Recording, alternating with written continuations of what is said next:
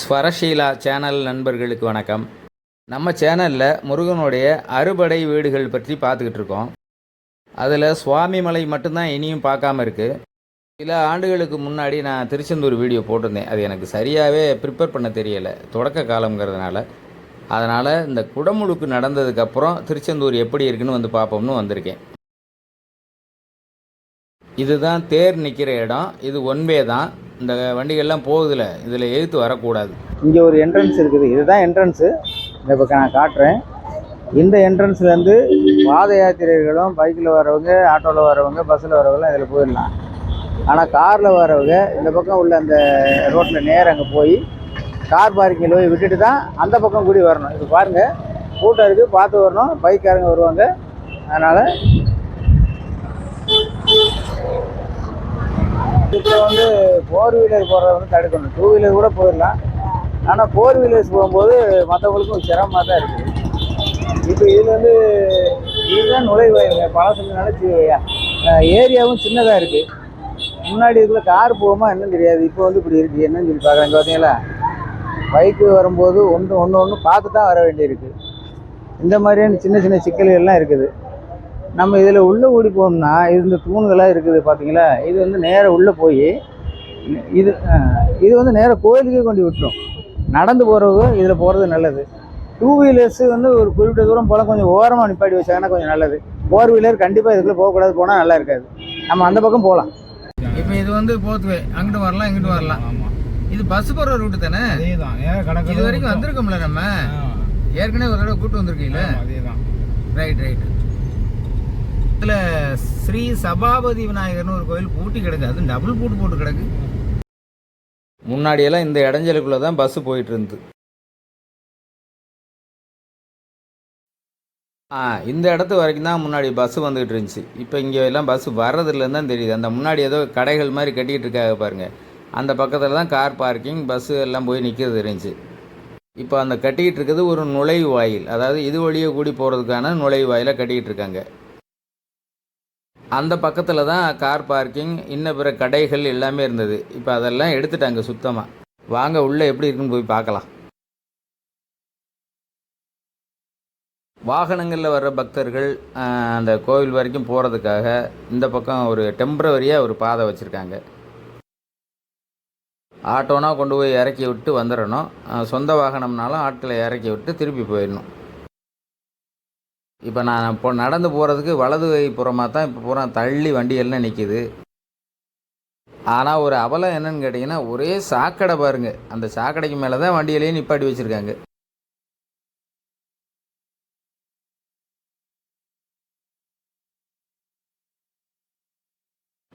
இந்த இடத்துல தாங்க அந்த கார் பார்க்கிங் இருந்தது. எனக்கு முன்னாடி தான் அந்த கடைகள்லாம் இருந்தது. கடைகள்லாம் ஜேன்னு இருக்கும். இப்போ சுத்தமாக எடுத்துட்டாங்க. இந்த தெரியுது பாருங்க, பார்த்தீங்களா, இதுதான் அந்த கட்டண குளியலறை கழிப்பறை. இந்த லாரி நிற்கிதுல, இதுக்கப்புறமா ஒரு படிக்கற்கள் மாதிரி இருக்கும். அது வழியே இறங்கி கடற்கரைக்கு போயிடலாம். இங்கே பார்த்தீங்களா, இந்த புதுசாக கட்டுற இந்த ஆர்ச்சுக்கு இந்த பக்கம் கூடி ஒரு மேடு மாதிரி ஆகி, இது என்னங்க இது? சமதளமாக இருந்த இந்த இடம் முழுவதும் ஏதோ மேடாக ஒரு மேம்பாலம் மாதிரி கட்டி வச்சுருக்காங்க. அந்த பக்கம் நிறைய கட்டடங்கள் இருக்குது. இது என்னங்க வித்தியாசமாக இருக்குது? வாங்க உள்ளே போய் பார்க்கலாம். அடடே, இது எப்படி இவ்வளோ மாற்றங்கள்? இந்த மாதிரி ஒரு அமைப்பே இந்த இடத்துல இல்லைங்க. இங்கே பாருங்க, இங்கே வரைக்கும் வந்து வண்டி நிப்பாட்டி வச்சுருக்காங்க. அதுக்கப்புறம் கல் பதிச்சு ஒரு மேம்பாலம் மாதிரி ஒரு ரோடு போகுது. அந்த கட்டண கழிப்பறை குளியலறை இந்த பக்கம் எனக்கு முன்னாடி இருக்குது. அப்படியே இந்த பாலம் மாதிரி இருக்குல்ல, இந்த மேட்டுக்கு கீழே கூடி போனால் அடியிலையும் ஒரு ரோடு போகுது. எங்கே முடி காணிக்கை கொடுக்குற இடத்த காணோம். ஏப்பா, எத்தனை விடுதிகள் கட்டி வச்சுருக்காங்க. ஏகப்பட்ட ரூம்ஸ் கட்டி வச்சுருக்காங்க பக்தர்கள் வசதிக்காக. நான் கடைசியாக வந்து ஒரு 2 வருஷம் தாங்க இருக்கும். அதுக்குள்ளே எவ்வளோ பெரிய மாற்றம். இப்போ நான் நின்றுக்கிட்டு இருக்க இந்த இடம் முழுவதும் வாகனங்கள் நிறுத்துறதுக்காக, அதாவது பிஸியஸ்ட் டேஸில் இங்கே கொண்டு வந்து நிப்பாட்டிடுவாங்க. அங்கே லாட்ஜில் ரூம் எடுத்து தங்கியிருக்கவங்களுக்கு. ரூம்ஸும் வந்து கணக்கே கிடையாது. ஏகப்பட்ட விடுதிகள், ஒவ்வொன்றுக்கும் தனித்தனியாக பேர். முருகன் விடுதி, வள்ளி விடுதி, செந்தூர் விடுதி, அதுன்னு ஏகப்பட்ட பேர்களில் நிறையா வச்சுருக்காங்க. இந்த புதிய அமைப்பு கண்டிப்பாக சில ஆண்டுகளுக்கு முன்னாடி வந்து இப்போ சமீபத்தில் திருச்செந்தூருக்கு வராதவங்களுக்கு நிச்சயமாக வியப்பை தருங்க. இந்த விடுதிகளில் சின்ன ரூம், பெரிய ரூம், ஏசி ரூம், ஏசி இல்லாத ரூம்னு அதுலேயும் வித்தியாசங்கள் நிறையா இருக்குது. வித்தியாசம்னா அவங்கவுங்க வசதிக்கேற்ப அதை எடுத்துக்கிறதுக்காக அந்த வசதிகளை செஞ்சு கொடுத்துருக்காங்க. சரி வாங்க, ரூம்ஸ் பற்றி ஏதாவது விவரங்கள் தெரியுதான்னு போய் உள்ளே போய் கேட்டு பார்ப்போம். இந்த விடுதிகளில் இருந்து கீழே இறங்கி போகிறதுக்கு இப்படி படிக்கட்டுகளும் வச்சுருக்காங்க. அந்த தெரியுதுல, அதுதான் முடி காணிக்கை செலுத்துகிற இடம். உண்மையிலேயே குடமுழுக்குக்கு அப்புறம் திருச்செந்தூர் வேறு லெவலில் இருக்குது. விசேஷம் இல்லாத சாதாரண நாட்களில் நீங்கள் நேரடியாக இங்கே வந்து ரூம் புக் பண்ணிக்கலாம். அதே நேரத்தில் விசேஷம் காலங்களில் ரூம் கிடைக்காது இல்லையா, அதனால் இங்கே ஒரு வாட்ஸ்அப் நம்பர் கொடுத்து வச்சுருக்காங்க. இந்த நம்பருக்கு நீங்கள் ஹி அப்படின்னு ஒரு டைப் அடித்து அனுப்புனீங்கன்னா போதும், எல்லா டீட்டெயிலும் அவங்க கொடுத்துருவாங்க. எந்த ரூம்ஸ் ஃப்ரீயாக இருக்குது, அதோடைய ரேட் என்ன, என்ன வசதிகள் இருக்குது, என்ன நேரம் வந்தால் நீங்கள் இறைவனை பார்க்கலாம் அப்படிங்கிற எல்லா டீட்டெயிலும் அந்த வாட்ஸ்அப் நம்பர்லேயே கொடுப்பாங்களாம் உங்களுக்கு. முன்னாடியெல்லாம் ஒரு நாள் தங்கணும், 2 நாள் தங்கணும்னா லாட்ஜுகளில் அலைஞ்சு ரூம் பிடிச்சி தெரியணும். இந்த விடுதிகளோட இந்த எண்டில் இப்படி ஒரு வழி வச்சுருக்காங்க. இது சாயந்தரம் 5 மணிக்கு பூட்டிடுவாங்க. அதனால் இந்த பக்கம் வர்ற நீங்கள் இந்த விடுதிக்கு அந்த பக்கம் ஒரு மேம்பாலம் மாதிரி ஒரு ரோடு இருந்துச்சு இல்லையா, அந்த ரோட்டு வழியாகவே வந்துடுங்க. இந்த விடுதிக்குள்ளே கூடி வரணும்னு நினைக்காதீங்க. இந்த பகுதி தான் அப்படியே இறங்கி போகும். அது அங்கே தான் இந்த முடி காணிக்கை செலுத்துகிற இடம் இருக்குது. அது வழியே கூடி நீங்கள் வந்துடலாம், எப்போ வேணாலும் வரலாம் போகலாம். விடுதிக்குள்ளே போகிறதுனா அந்த சாயந்தரம் 5 மணி தான், அதுக்கு மேலே போக முடியாதுன்னு நினைக்கிறேன்.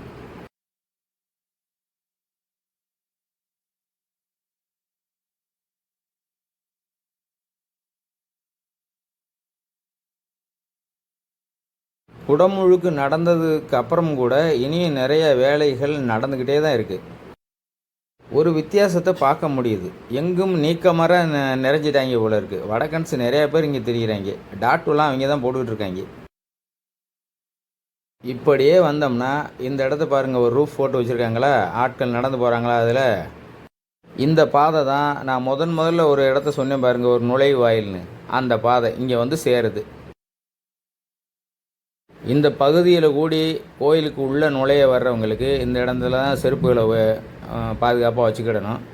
ஆனாலும் இங்கே பாருங்கள், செருப்பு குவியலே கிடக்கு. இதெல்லாம் இந்த நிர்வாகம் அப்புறப்படுத்தலாம், ஏன் தான் இப்படி போட்டு வச்சுருக்காங்கன்னு தெரியல.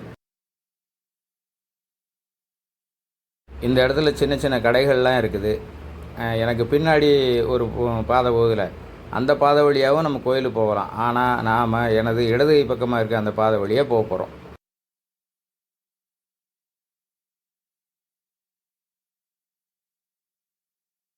இனியும் சில இடங்கள் இப்படி தான், அதாவது இந்த மண்ணும் இது மாதிரி தான் கிடக்கு. மழை பெஞ்சால் கொஞ்சம் சிரமப்படுவாங்கன்னு தான் நான் நினைக்கிறேன். இந்த பாதையில் சின்ன சின்னதாக அங்கங்கே கடைகள் இருக்குது. ஆனால் அதெல்லாம் தேவைப்படுறவங்க தான் வாங்கிடுவாங்களா இருக்கும். ரெண்டாவது இங்கே கடை வைக்க அனுமதி இருக்காதுன்னு நினைக்கிறேன். இவங்க ஏதோ சும்மா சின்ன கடைகளுங்கனால விட்டுருக்காங்க போல இருக்குது. இப்போ நான் கோயிலுக்கு எந்த பக்கம் நிற்கிறேன்னு எனக்கே தெரியல. சரவணே இது வழியே போங்க வரும் அப்படின்னு சொன்னேன். சரின்னு போயிட்டுருக்கேன். ஏன்னா 2 பக்கமும் தடுப்பு மாதிரி போட்டு அடைச்சி வச்சுருக்காங்களா, அதனால் இங்கே என்ன இருக்குன்னே தெரிய மாட்டேங்குது. வாங்க அந்த எண்டில் போய் பார்த்தா தான் தெரிய வரும். இந்த பகுதிகளில் இருந்த பழைய கட்டடங்களை அப்புறப்படுத்திட்டாங்கன்னு தான் நான் நினைக்கிறேன். ஏன்னா அதுக்கெல்லாம் வீதியான இடமா இருக்குது. இப்படியெல்லாம் முன்னாடி எதுவும் இடங்கள் இருந்த மாதிரி தெரியலை. லேசாக பிடிபடுது. இந்த இடத்துல தான் முன்னாடி அன்னதானம் போடுவாங்கன்னு நான் நினைக்கிறேன். பார்க்கலாம்.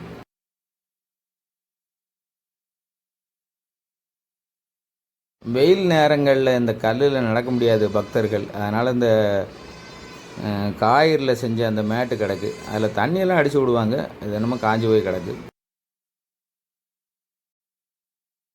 இப்போ ஓரளவு விளங்கிடுச்சு. நான் அந்த பக்கத்தில் தான் அன்னதான மண்டபம் இருந்துச்சு.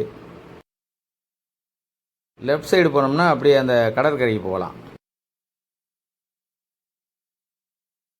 ஆனால் நம்ம இந்த கடற்கரைக்கு இப்போ போகாமல் இது வழியே போய் சுற்றி பார்த்துட்டு அது வழியே வரும். ஏன்னா டவர்லாம் அந்த பக்கம் தானே இருக்குது.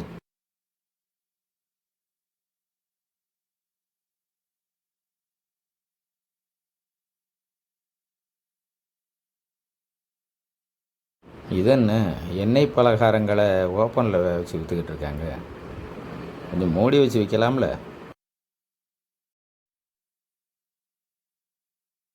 வாங்க கோயில் யானையை போய் பார்த்துட்டு வருவோம்.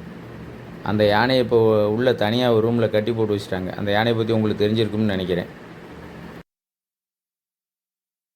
இந்த சைடு தான் ஒரு தனியாக ஒரு ரூமில் கட்டி வச்சுருக்காங்க. கோவில் ஊழியர்கள் தவிர, ஊழியர்கள்லேயும் அந்த பாகன் அதுக்குன்னு அங்கீகரிக்கப்பட்ட ஊழியர்கள் தவிர வேறு யாரும் போக முடியாது. அந்த தூரத்தில் நிற்கிது தெரியுதா, கிட்டத்தில் போக விட மாட்டேன்ட்டாங்க. இங்கே தரிசனங்களில் சில வகைகள் இருக்குது. அதாவது கட்டண தரிசனம் இது, அப்புறம் பொது தரிசனம்னு ஒன்று இருக்குது, அப்புறம் சிறப்பு தரிசனம் இருக்குது, அப்புறம் விஐபி தரிசனம் அது இருக்கத்தான் செய்யும். இது வழியே தான் அந்த கட்டண தரிசனம் 100 ரூபான்னு இப்போ போட்டிருக்காங்க. விசேஷ காலங்களில் என்ன ரேட்டு எது மாறுமா என்னன்னு தெரியலை. இந்த வழியாக நேராக போனாலும் கடற்கரை போகலாம். ஆனால் நம்ம மெயின் டவரை பார்க்கணும் இல்லையா, கோபுர தரிசனம் வேணும் இல்லையா, அதுக்காக அந்த பக்கம் கூடி போகலாம்னு வெயிட் பண்ணிகிட்ருக்கேன். இந்த பேட்ரி கார் சர்வீஸு 2 வருஷத்துக்கு முன்னாடியே கூட இருந்தது. இங்கே வேலைகள் நடக்கிறதுனால நிறுத்தியிருப்பாங்களோ நினச்சிருந்தேன். இல்லை, அதை கண்டினியூ பண்ணுறாங்க. வெளிநாட்டு பயணிகள், வயோதிகர்கள், குழந்தைகள், முடியாதவங்க அவங்கெல்லாம் இதை பயன்படுத்திக்கிறாங்க. நல்ல ஒரு சேவையாக இது இருக்குது. ஊருக்குள்ளேருந்து வரக்கூடிய இன்னொரு மெயினான வழி இது தான், பார்த்துக்குங்க. இதுதான் பிரதான ஆர்ச்சி. இங்கேருந்து பார்த்தா தான் கோபுரம் நல்லா தெரியும். கோயிலுக்கு உள்ளே ஊடி போக முடியாதவங்கெல்லாம் இந்த கோபுர தரிசனம் பண்ணுவாங்க இங்கேருந்தே. இந்த கார் போகிற நுழைவாயிலுக்கு பக்கத்துலேயே மனிதர்கள் நடந்து போகிறதுக்கு ஒரு சைடு வழி இருக்குது பார்த்தியால, அது வழியே போய் பார்க்கலாம். அடடே, அங்கேருந்ததை விட இந்த படி வழியே ஏறி போனோம்னா கோபுர வியூ நல்லா இருக்கும் போல இருக்கே. இங்கே பாருங்கள், அழகாக இருக்குல்ல. அந்த கோபுரத்துக்கு முன்னாடி பார்த்தீங்களா, ஓம் திருச்செந்தில் ஆண்டவர்னு பெரிய எழுத்துக்களாக எழுதி போட்டிருக்காங்க பாருங்கள். இவன் எதுக்கு இந்த பையன் என்னை விரட்டிட்டு வரேன் தெரியலையே. நானே எப்போ தான் பார்க்குறேன், என் பின்னாடியே வந்துக்கிட்டே இருக்கேன். அந்த பொடியை நடை மறைக்காத, கொஞ்சம் தள்ளி நில்லுன்னு சொல்லிவிட்டு அப்புறமா வியூக்கு நேரம் நின்று பேசலாம்னு ட்ரை பண்ணுறேன் பாருங்க. பழையபடி வந்துட்டான். அவன் என்கிட்ட பேட்டி எடுக்க ஆரம்பிச்சிட்டான். இத்தனை ஜனங்கள் இருக்காங்க, என்கிட்ட அவன் என்ன செய்கிறான் ஒன்றும் புரியலையே, வீடியோவும் எடுக்க விட மாட்டேங்கிறானே. சரி, அவன் போக்குலேயே போய் தான் அவனை கடத்தி விடணும் அப்படின்னு சொல்லி நைஸாக பேசி கொஞ்சம் ஓரமாக போய் நெல்லியா படம் எடுத்துக்கிறேன்னு சொன்னோன்னே போயிட்டேன். ஒரு வேளை முருகன் தான் என்னை சோதிக்கிறாரோ என்னவோ தெரில. சரி, இப்போ பாருங்களேன் கோபுரத்தோடைய அழகு எப்படி இருக்குன்னு பாருங்கள். இந்த மாலை நேரத்தில் சூரியன் மறைய போகும்போது அந்த ஒரு 4 மணி 5 மணி வாக்கில் ஒரு சன்னமான ஒரு ஒளிக்கற்றைகளிலேருந்து வரும் இல்லையா, அப்போ இந்த கோபுரத்தில் பட்டு நல்லா பளிச்சுன்னு அழகாக தெரியும். கோபுர தரிசனம் பண்ண இது ஒரு ஏற்ற நேரம் பார்த்துக்குங்க. ஒரு நாள் பயணமாக ஏதாவது காரியங்களாக அந்த திருச்செந்தூருக்கு வரவங்க, நற்காரியங்கள் இதுகளுக்கு வந்தவங்க, காத்திருந்து சாமியை பார்க்க முடியாதவங்கள்லாம் டக்குன்னு இந்த மாதிரி கோபுர தரிசனம் பண்ணிட்டு போயிடுவாங்க. அதற்கு இது உகந்த நேரம், வியூவும் சூப்பராக இருக்கும். சரி, நாமளும் கோபுர தரிசனம் பண்ணுவோம்னு சொல்லி சரவணன் ஃபோட்டோ எடுத்துக்கிட்டு இருக்கேன். அவனை பார்த்து கும்பிட்டுக்கிட்டு இருக்கேன். அப்புறம் அவன் சொன்ன பிறகு தான் கோபுரத்தை பார்த்து கும்பிட்டேன். இந்த இடமெல்லாம் மிகவும் அழகாக மாற்றி அமைச்சிட்டாங்க. இதுக்கு முன்னாடி பார்த்த திருச்செந்தூர் இது இல்லை, இப்போ வேறு லெவலில் இருக்குது. அது மட்டும் இல்லை, ஏதோ மிகப்பெரிய ஒரு திருத்தலம் மாதிரி ஆக்கிக்கிட்டு இருக்காங்க.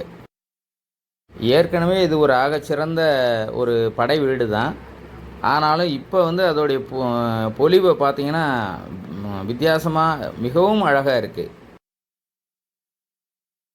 எனக்கு நம்ம இந்த இடம் பூரா ரொம்ப வீதியாக இருக்கிறது மாதிரியும் தோணுது. அது அப்படித்தானா இல்லை எதுவும் புதுசாக இதை நகர்த்தி எதாவது பண்ணி வச்சுருக்காங்களான்னு தெரியல. திருச்செந்தூருக்கு சில பல ஆண்டுகள் ஆகிட்டவங்க இதை நல்லா பாருங்களேன், உங்களுக்கே அந்த வித்தியாசம் தெரியும். இது வரைக்கும் இங்கே வந்திராதவங்களும் இந்த அழகை பார்த்து ரசிங்க. சிலர் வித்தியாசமான காவடிகளோட நேர்த்தி கடனுக்கு வந்திருந்தாங்க. ஏதோ கேட்டேன், சின்ன செம்பு காவடின்னு ஏதோ சொன்னார். இப்போது நான் ஒரு முக்கியமான இடத்த காட்டுறேன். இந்த கோபுரத்துக்கு கீழே இந்த இடத்துல தான் இந்த குடமுழுக்கு இதெல்லாம் நடந்தது. அந்த மேடை தான் இது, பார்த்தீங்களா? நான் கூட முதல்ல இங்கே இருக்க அந்த அமைப்புகளும் இந்த ஒன்று செங்கல் மேலே கற்கள் மேலே ஒன்று மேலே ஒன்று அடுக்கி வச்சுருக்கதையும் பார்த்து பக்தர்களுடைய நேர்த்திக்கடனே இதை நினச்சிட்டேன். அதுக்காகவே ஸ்பெஷலாக இங்கே வச்சுருக்காங்களாக்கும் அப்படின்னும் நினச்சிட்டேன். ஏன்னா பல்வேறு கோயில்களில் இது போல் நம்ம பார்த்துருக்கோம். யாராவது குழந்தை வேணும்னா தொட்டில் கட்டுவாங்க, வீடு வேணும்னா இந்த மாதிரி அடுக்கி வைப்பாங்க. இதெல்லாம் பார்த்ததுனால இதுவும் அதுக்காக தான் வச்சுருக்காங்களாக்கன்னு நான் முதல்ல நினச்சிட்டேன். ஆனால் குடமுழுக்கு நடந்த இடத்துல இந்த அக்னி வளர்க்குறதுக்காக வச்சுருப்பாங்கல்ல அந்த செங்கல் இதுகளெல்லாம் எடுத்து நம்ம பக்தர்கள் என்ன பண்ணிட்டாங்கன்னா, அவங்க நேர்ச்சையாக எங்களுக்கு வீடு வேணும் முருகா அப்படின்னு சொல்லி பார்த்தீங்களா அடிக்கி வச்சுருக்கதை. இது நல்ல கதையாக இருக்கே. முருகன்லேருந்தே செங்கல் எடுத்து அங்கேயே வீடு கட்டி எனக்கு வீடு தான் முருகன் கேட்டது மாதிரி இருக்கே. அதில் ஒரு சிலர் சின்னதாக 2 ஓடுகள் எடுத்து வச்சு எனக்கு இந்த சின்ன வீடு போதும் முருகா அப்படின்னு கேட்டிருக்காங்க. ஒரு சிலர் பார்த்தீங்கன்னா செங்கல்களை ஒரு 10-15 செங்கல் எடுத்து எனக்கு பெரிய பங்களா வேணும்னு கேட்டிருக்காங்க. இந்த இடத்துக்கு வந்த உடனே இங்கேயும் கட்டண தரிசனம் இப்படி கூண்டு போல் இருக்கும். ஆனால் இந்த பெரிய படிக்கற்கள் இருக்குல்ல, இது வழியே போனீங்கன்னா பொது தரிசன வழி. அது என்னென்னா, இந்த படி வழியே மேலே ஏறி அந்த பக்கம் கூடி இந்த படியிலையும் ஏறலாம், பக்கத்தில் ஒரு வழி இருக்குது, அது வழியாகவும் போய் அங்கே கூடி சுற்றி வரணும். அந்த போது பாருங்கள், ஒரு ரயில்வேக்கு மேலே நடைமேடை அமைச்சிருப்பாங்கள்ல, நடைமேடை இல்லை, ஒரு ஒரு பாலம் மாதிரி வச்சுருப்பாங்கள்ல மக்கள் நடந்து போகிறதுக்கு.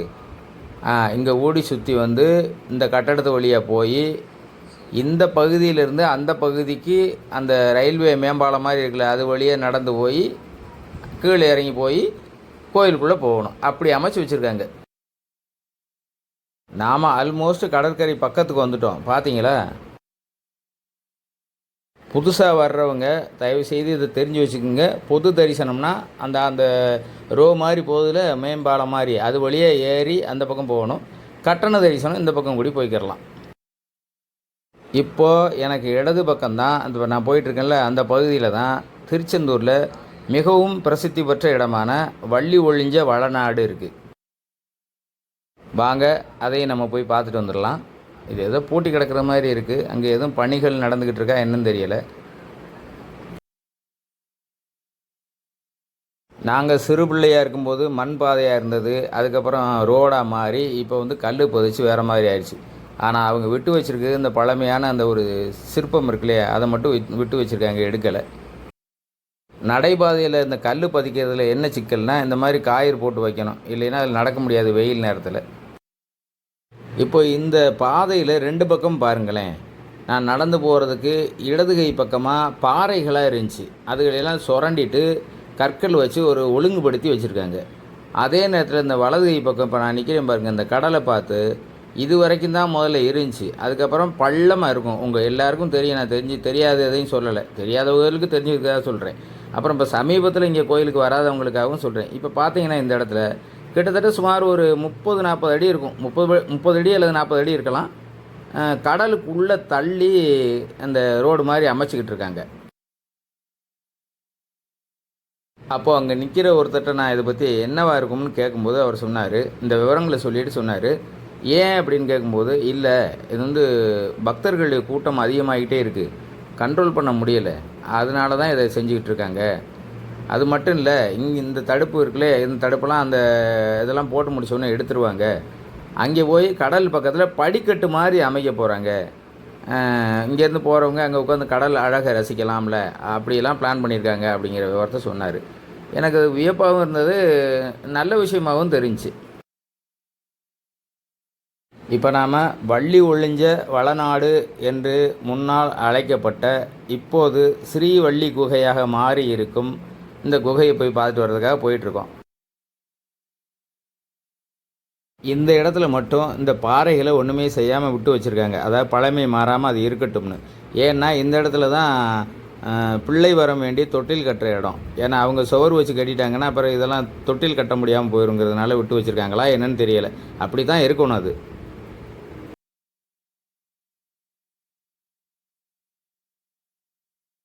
இந்த இடத்துக்கு வள்ளி ஒழிஞ்ச வளநாடுன்னு ஏன் பேர் வந்ததுன்னு பழைய ஆட்களுக்கு தெரியும், புதியவர்களுக்கு தெரியாது. அதனால் நான் அந்த கதையை நான் சொல்கிறேன். ஐதீக கதைகளில் நீங்கள் கேள்வியெல்லாம் கேட்கக்கூடாது. முருகப்பெருமான் வள்ளியை விரும்பும்போது அவங்க அதுக்கு சம்மதிக்கலையா என்னன்னு தெரில. அதனால் தன்னுடைய சகோதரனாகிய பிள்ளையார்கிட்ட முருகப்பெருமான் உதவி கேட்க அவர் யானை ரூபம் எடுத்து வள்ளியை துரத்துறது மாதிரி துரத்தி வந்திருக்காரு. அப்போ அவங்க இந்த குகைக்குள்ளே போய் ஒளிஞ்சுக்கிட்டாங்களாம். அதுக்கப்புறம் முருகப்பெருமான் அவங்களை காப்பாற்றினதாக சொல்லப்படுது. நான் சொல்கிற இந்த கதை கீழே உட்காந்துருக்காங்களே ஒரு அம்மா, அவங்க என்னையே பார்த்துக்கிட்டே இருந்தாங்க. என்னன்னு பார்த்தா அவங்களுக்கு இந்த கதை தெரியாது போருக்கு, அதனால் உன்னிப்பாக கவனிச்சிக்கிட்டு இருக்காங்க. திருத்தணி தான் வள்ளிக்கும் முருகனுக்குமான தொடர்புள்ள ஒரு இடம்னு சொல்லுவாங்க. வள்ளி இங்கே திருச்செந்தூருக்கு எதுக்கு வந்தாங்கங்கிற விவரம் தெரியாது. அது மட்டும் இல்லாமல் செந்தூருங்கிறது ஒரு போர்க்களம், சூரசம்ஹாரம் செய்த இடம். இது குறித்து இன்னும் சில கதைகள்லாம் சொல்லுவாங்க. நான் சிறு பிள்ளையாக இருக்கும்போது என்னுடைய மூதாதையர்கள் எனக்கு சொன்ன கதையை நான் உங்களுக்கு சொல்லிட்டேன். சரி, நான் இப்போ வள்ளி ஒழிஞ்ச வளநாடுக்குள்ளே போக போகிறேன். அங்கே ஃபோட்டோ அனுமதி கிடையாது, அதனால் உள்ளே போயிட்டு வர்ற வரைக்கும் நீங்கள் காத்திருங்க. நான் சிறு பிள்ளையாக இருக்கும்போது இந்த வள்ளி குகை ஒரு ஆள் குனிஞ்சு உள்ளே போயிட்டு வர முடியும். ஒரு ஆள் மட்டும்தான் உள்ளே போயிட்டு குனிஞ்சிக்கிட்டே தான் போகணும், குனிஞ்சிக்கிட்டே தான் வரணும். இப்போ அப்படி இல்லை. ஒரு நட்டமண்டு 2-3 பேர் போகிறது மாதிரி அதை செதுக்கி பெருசாக்கி வச்சுருக்காங்க. வள்ளிக்கு முன்னாடியும் 2-3 பேர் நின்னே சாமி கும்பிட்ற அளவுக்கு அதை செதுக்கி வச்சுருக்காங்க. வள்ளிக்கிட்ட ஒரு ஐயர் மட்டும் 2-3 வருஷத்துக்கு முன்னாடி இருந்தார். இப்போ வள்ளிக்கு முன்னாடி அதை குகைகள் நுழையிற இடத்துலையும் இன்னொரு சாமி வச்சு வேற ஒரு ஐயரும் ஏதோ சாமி கும்பிட்றவங்களுக்கு உதவி பண்ணிக்கிட்டு இருக்காரு. இந்த இடத்துல இது என்ன மூடி வச்சுருக்காங்க, இருங்க என்னன்னு பார்ப்போம். இது ஒரு புனித கிணறு மாதிரி வச்சுருக்காங்க. இது என்ன பேர் சொல்கிறாங்கன்னு என்ன எதுவும் எழுதியும் போடலை. என்னடா போட்டிருக்காங்க இதில்? ஸ்ரீவள்ளி குகையில் இருக்கிற தீர்த்த கிணறு. இதுக்குள்ளே பக்தர்கள் தங்களுடைய காணிக்கைகளாக சில்லறை காசுகளை போட்டிருக்காங்க. அது கூட வெள்ளன் போட்டு ஏற்றுக்கலாம். ரூபாயை போட்டு விட்டு போயிட்டாங்க. அது தண்ணிக்குள்ளே விழுந்துச்சுன்னா ஒன்றதுக்காகிறது அவங்களுக்கு தெரியுதா தெரியலையான்னு தெரிய மாட்டேங்குது. அதனால் இங்கே வந்து தங்களுடைய காணிக்கையில் நிறைவேற்றுங்க, உண்டியலில் போடுங்க, அல்லது ஐயர் தட்டில் போட்டு போயிருங்க. இப்படி இதுக்குள்ளே ரூபாயை தூக்கி போட்டு போனீங்கன்னா தண்ணிக்குள்ளே விழுந்துச்சுன்னா ஒன்றுக்கும் பயன்படாது, ஐயருக்கும் பயன்படாது, சாமிக்கும் பயன்படாது. பார்த்துங்க.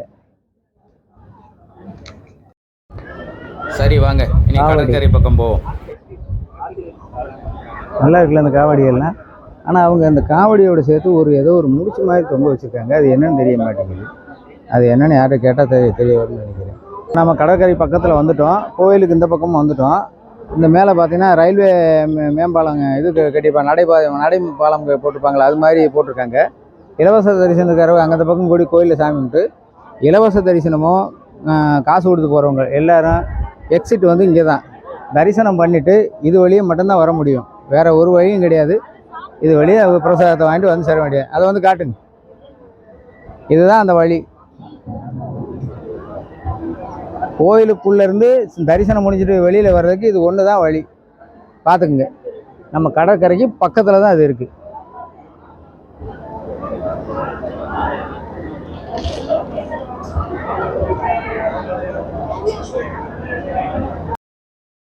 பல ஆண்டுகளுக்கு முன்னாடி இந்த இடத்துல ஒரு மண்டபம் மாதிரி, அதாவது நிழல் மண்டபம் மாதிரி இந்த கடைசியிலேருந்து அந்த கடைசி வரைக்கும் இருந்தது. அது ஒரு சினிமாக்காரர் ஒருத்தரால் கட்டி கொடுக்கப்பட்டிருந்தது. அது பழசாயிடுச்சுன்னா இல்லை என்னன்னு தெரியல. இப்போ அதை நீக்கிட்டு இப்படி ஓப்பன் பிளேஸாக ஆக்கி வச்சுருக்காங்க. தரிசனம் முடிச்சுட்டு இது வழியே எல்லோரும் வெளியேறி கடற்கரைக்கு போயிடுவாங்க. நாங்கள் ஏற்கனவே இங்கே பார்த்தோம்ல, அதுபோல் தான் இந்த கடற்கரையே அந்த இது வரைக்கும் தான் இதுக்கு முன்னாடி இருந்துச்சு. இதுக்கப்புறம் கடல் இருந்துச்சு. இப்போ என்ன பண்ணியிருக்காங்க அப்படின்னா, பக்தர்கள் வருகை அதிகமாக இருக்குது, கூட்டம் அதிகமாக இருக்குதுனால ஒரு சின்ன ஐடியாவில் இது பெரிய ஐடியா. இந்த கடலை வந்து கொஞ்சம் கடலுக்குள்ளே ஒரு கட்டடம் மாதிரி கட்டி வைக்கிறாங்க. பாம்பே போன்ற ஊர்களெல்லாம் இதெல்லாம் சாதாரணமாக கட்டுவாங்க. வெளிநாடுகளில் இன்னும் சிறப்பாக கட்டிக்கிட்டு இருக்காங்க. அப்போ இதில் கொஞ்சம் தூரம் இந்த இடத்துல எப்படியும் ஒரு 30 அடி இருக்கும்னு நினைக்கிறேன். இந்த அகலத்தில் கீழே வந்து கல் போடுறாங்க, அப்புறம் வந்து கம்பி வலைய வைக்கிறாங்க, அதுக்கப்புறம் கல் போடுறாங்க, இப்படியே வச்சு கட்டுறாங்க. பார்த்துக்குங்க. இப்படி கட்டி தான் இந்த இடத்த சரி பண்ண முடியும் போல இருக்குது. அப்போ அதாவது எப்படின்னா, கூட்டம் அதிகமாக வரும்போது இதெல்லாம் எடுத்து விட்ருவாங்கன்னு நினைக்கிறேன். அது சரியாயிடுச்சுன்னா அங்கே வரைக்கும் பக்தர்கள் போய் பார்த்துட்டு வரலாம் அப்படிங்கிறதுக்காக வைக்கிறாங்க போல் தெரியுது. பயங்கரமாக சுடுது. இருந்தாலும் இன்றைக்கி லேசாக உட்காந்துட்டு ஐயோ ஏகப்பட்ட சூடு. இப்போ பார்த்தீங்கன்னா இந்த வழியாக தான் நான் வந்தேன். ஏன்னா இது வள்ளி ஒழிஞ்ச வளநாடுலேருந்து நான் இப்படி இந்த பக்கம் வந்திருக்கேன். இதுக்கு முன்னாடி இந்த இடத்துல ஒரு மண்டபம் இருந்துச்சு, அதெல்லாம் தூக்கியாச்சு. இப்போ புதுசாக எக்ஸ்டெண்ட் பண்ணியிருக்காங்க. வளர்ந்து வரும் காலகட்டத்திலையும் மக்கள் கூடுதலாக இருக்க ஒரு இதனாலையும் இதெல்லாம் செய்ய வேண்டியது நிர்வாகத்துக்கு அவசியமாக இருக்குது. இப்போ பார்த்தீங்களா, இது வரைக்கும் தான் முன்னாடி இருந்துச்சு. அப்போயே சொன்னேன்ல, இந்த பக்கம் ஒர்க் நடந்துகிட்டு இருக்குது. பார்த்தீங்களா, நல்லா பாருங்கள். இதெல்லாம் இன்னி வந்து நிறச்சி இது பண்ண உடனே இது சமமாக இதெல்லாம் எடுத்துகிட்டு இது போல் அங்கே ஒண்டி வச்சுருவாங்க. இதுலேருந்து அந்த கம்பியெல்லாம் பிடுங்கிருக்காங்க பாருங்க. இந்த தடுப்பு கம்பி எடுத்துட்டாங்க. இனி என்ன செய்வாங்கன்னா இதெல்லாம் கொண்டு போய் அந்த பக்கம் வச்சு அங்கே தடுப்பு கம்பி வச்சுருவாங்க. இப்போ பக்தர்கள் வந்து அது வரைக்கும் போய் அப்படியே நின்று கடலை வேடிக்கை பார்க்கலாம். அதாவது கொஞ்சம் கிட்டத்தட்ட ஒரு தூண்டில் உழவு அமைக்கிற மாதிரியான ஒரு சின்ன மெத்தடில் தான் இதெல்லாம் பண்ணிகிட்டு இருக்காங்க. இது செஞ்சு தான் ஆகணும். இப்போ நாம் இங்கேருந்து அப்படியே இந்த பக்கம் வந்தோம்னா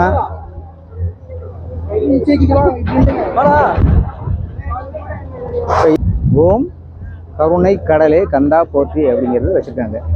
நான் ஒரு போன வருஷமாக அதுக்கு முன்னே வருஷமாக வரும்போது நான் இதெல்லாம் ஃபோட்டோ வீடியோ எடுத்து போட்டிருந்தேன். இல்லை ஒரு 2-3 வருஷம் இருக்கும்னு நினைக்கிறேன். எனக்கு அது வந்து அப்போ வீடியோ பண்ண தெரியலை. முதல்ல நான் யூடியூப்பராக தொடங்கினது விளாக் பண்ணவே எனக்கு தெரியலை. அந்த சமயத்தில் இந்த ஊர் இங்கே வந்து எடுத்துருந்ததுனால வேறு வழியே இல்லாமல் இதெல்லாம் தப்பு தவறுமா எடுத்து வச்சுருந்தேன்.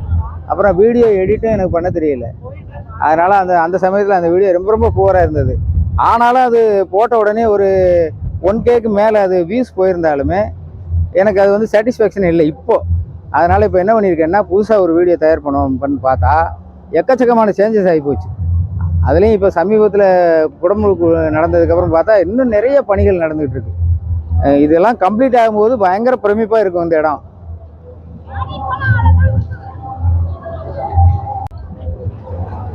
அதாவது ஒரு காலகட்டத்தில் நான் வந்து சின்ன பையனாக இருக்கும்போது இந்த மண்டபத்தில், இது மண்டபமாக இருக்காது, இந்த இடத்துல யானை கட்டி கிடந்துச்சு. இதுக்கு அந்த பக்கம் நல்லா எனக்கு ஞாபகம் இருக்குது. யானை இங்கே தான் இருக்கும். இந்த இடத்துல வச்சு இந்த ஏதோ உண்டை கட்டின்னு எதோ சொல்லுவாங்க, அது மாதிரி வெள்ளையாக அது ஆட்களுக்கு கொடுப்பாங்க. அதெல்லாம் இப்போ இல்லை போல தெரியுது. அதுக்கப்புறம் காலப்போக்கில் இந்த இடத்த வேறு மக்கள் வந்து உட்காந்து ரெஸ்ட் எடுக்கிற ஒரு இதாக மாற்றி வச்சுருந்தாங்க. இந்த இடம் தான் கோயிலுடைய நுழைவு வாசலாக இருந்துச்சு. இப்படி தான் எல்லோரும் வருவாங்க. வந்து இது வழியே தான் கோயிலுக்கு உள்ளே போவாங்க. இப்போ கோயிலுடைய வாசலையே மாற்றி வச்சுருக்காங்க. இந்த இருக்கு இல்லையா, இதுதான் பழைய கோயில் வாசல். இதுக்குள்ளே கூடி தான் நான் போயிருக்கேன் உள்ளுக்குள்ளே போகும்போது. இப்போ இதில் என்ன இருக்குன்னே தெரியல. இந்த இடத்த நிப்பாட்டிட்டாங்க இவ்வளோ இருக்குது.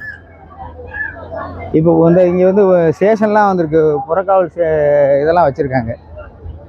மக்கள் ஜனத்தொகை இங்கே கூடி வர்றதுனால அதெல்லாம் இது பண்ணிட்டாங்க போல தெரியும்.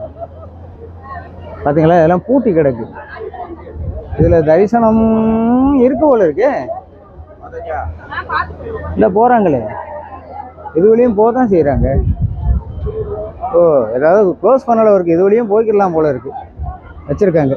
இது அப்பா, இந்த ஓரத்தில் ஊரா தேங்காய் அந்த பிரசாத கடைகள் ஊராமே இதில் இருந்துச்சு. இந்த கடையெல்லாம் எங்கே போச்சுன்னே தெரியல. இந்த ஊரம் கடையிலாக தான் இருந்துச்சு. 2 பக்கமும் நம்மளை போக விட மாட்டாங்க. இப்போ பார்த்தா பூராமே கல் பதிச்சு ரோடு போட்டு என்ன பெரிய திருப்பதி லெவலுக்கு கொண்டு போவாங்க போல தெரியுது. இது வந்து வேற யானை போல இருக்கு.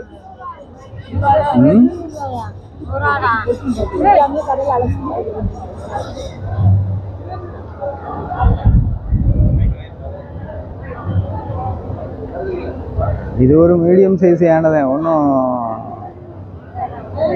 பெரிய யானையெல்லாம் இல்லை. ஒரு மீடியம் வயசு உள்ள யானையாக தான் இருக்கும் போல இருக்கு. ஆசீர்வாதம் வழங்கிட்டு இருக்கு ஆட்களுக்கு.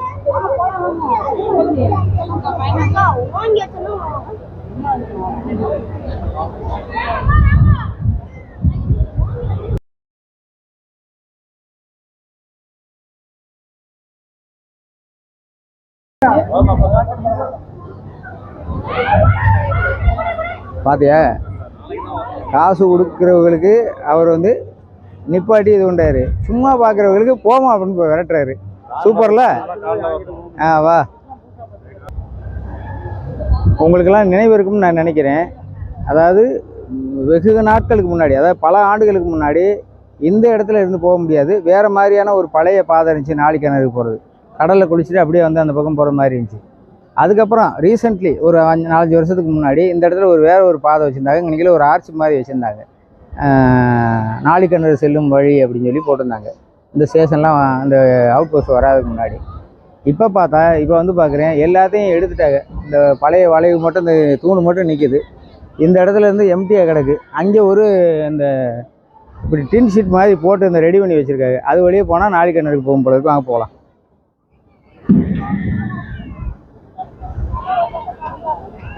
நீ அகலமான ஒரு கடற்கரையாக இருந்தது சின்னதாக போயிடுச்சு.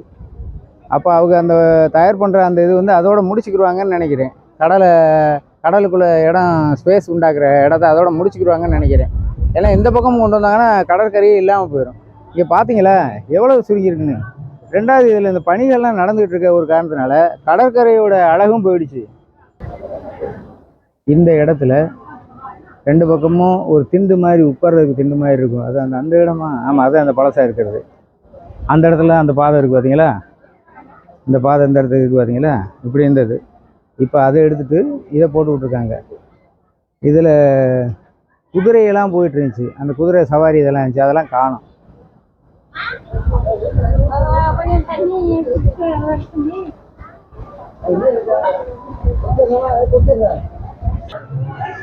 இதுதான் நாழி கிணறு. ஐயோ, இந்த அமைப்பே கெட்டே போச்சு. இங்கே பாருங்க, இதை நாழி கிணறு இந்த இடத்துல போட்டுருக்காங்க.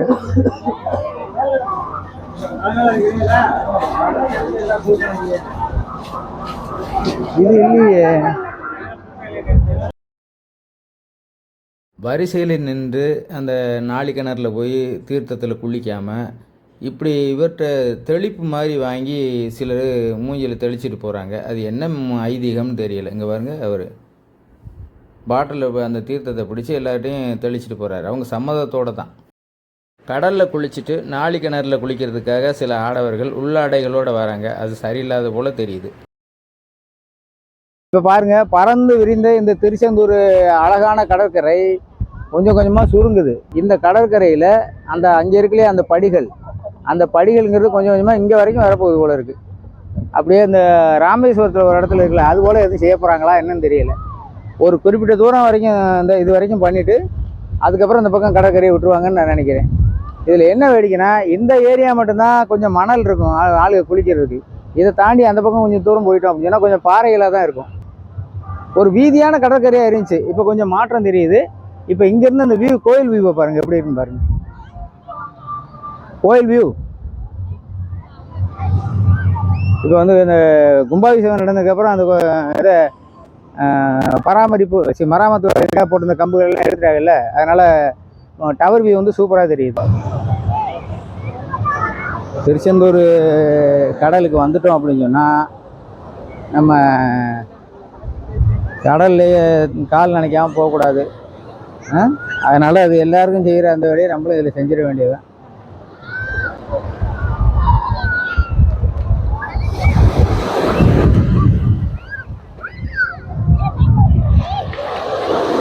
ஏய்,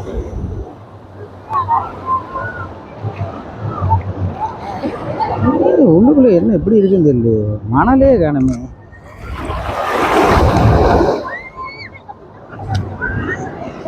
மணலுக்கு பதிலாக வெறும் இதாக இருக்குது. என்னன்னே தெரியாது.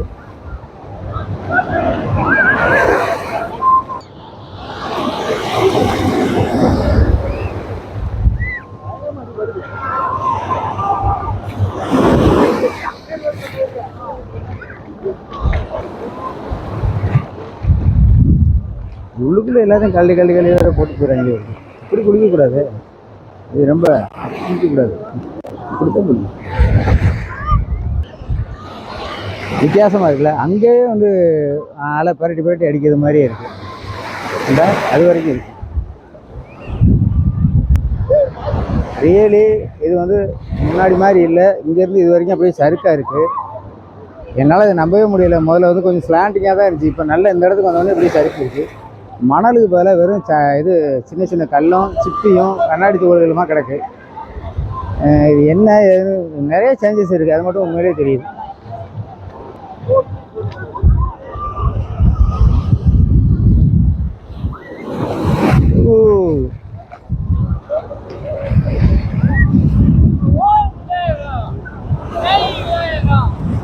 கடற்கரைக்கு வந்துட்டு சின்னவங்க பெரியவங்க இல்லை, உற்சாகம் பெருகிரும் போல இருக்கு.